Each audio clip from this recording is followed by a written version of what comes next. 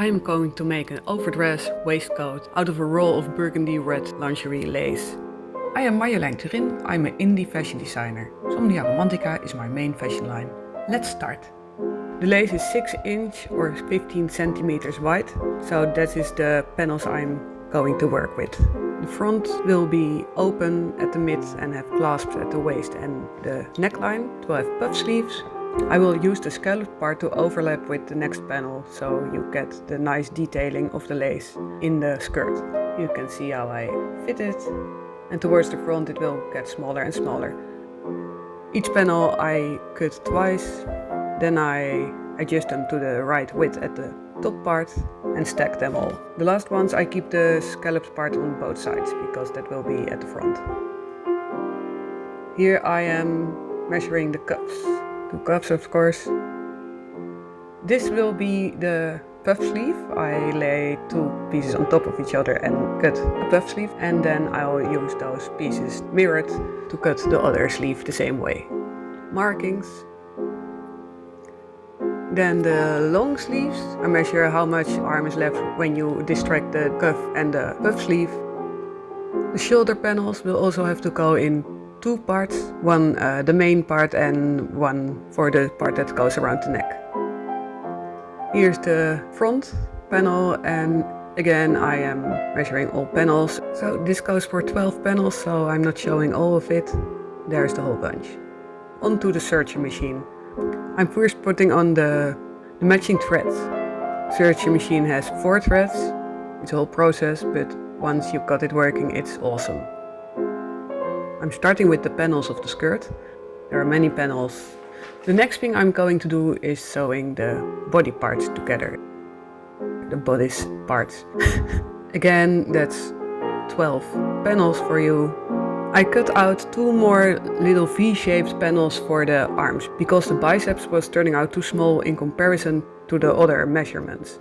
And then I'm sewing all the panels of the arm below the puff sleeve and above the curve together. And I'm carefully sewing the back together, as this is a very focal point of the piece. It's important that this does match.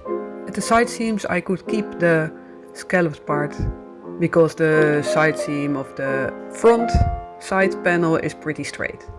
After this I am sewing the puff sleeve parts together very carefully to make sure it doesn't pull or wrinkle. Then I'm sewing all the panels of the skirt together, which will take a century. Here the shoulder panels go onto the rest of the bodice. And this is the hem of the skirt. Tralilali, choopie-doopie-doopie-doopie-doopie-doopie. Oh, also at the waist. Here I'm pleating the puff sleeve onto the mid-arm part.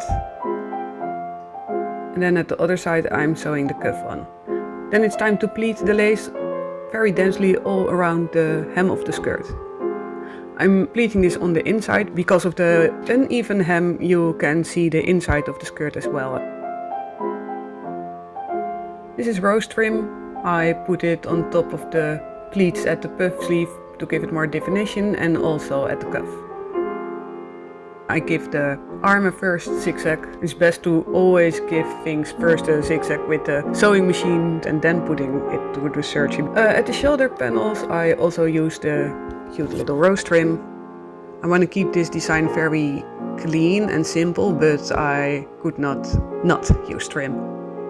This is a cute wine red vintage lace, and I'm using it for the outside of the skirt.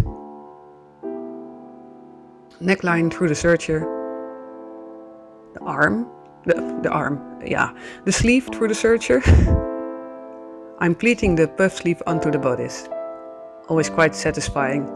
The skirt and the bodice are sewn together. Threads everywhere. Putting the armhole through the serger. Also the waist. I adjusted the pleat. The neckline gets a fancy lace trim, extra pleated because it's the neckline.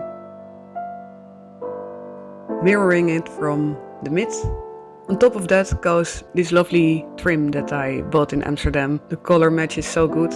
I first sew the mid and then one wavy line and then the other wavy line. This same lace trim goes around the waistband.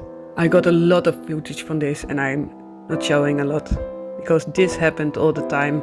But it's finished and now I can sit down, finding the right angle. And there's the fabric. I'm first sewing the cuffs. Sewing the serge seam of a cuff flat is best done by hand. Many things are best done by hand instead of machine, by the way, but hey. Then I'm going to add the clasps. I already did one side, first making sure it matches and then sewing through all of the holes. I have a standard pattern for this. Close up. And after all these clasps, I was done. This is the end result. All the happy close-ups. Yeah, and the full body end result. If you like this kind of content, I can recommend this playlist. From now on, I will do weekly uploads on Friday. This will be my next video. Stay tuned and thank you so much for watching. Bye bye!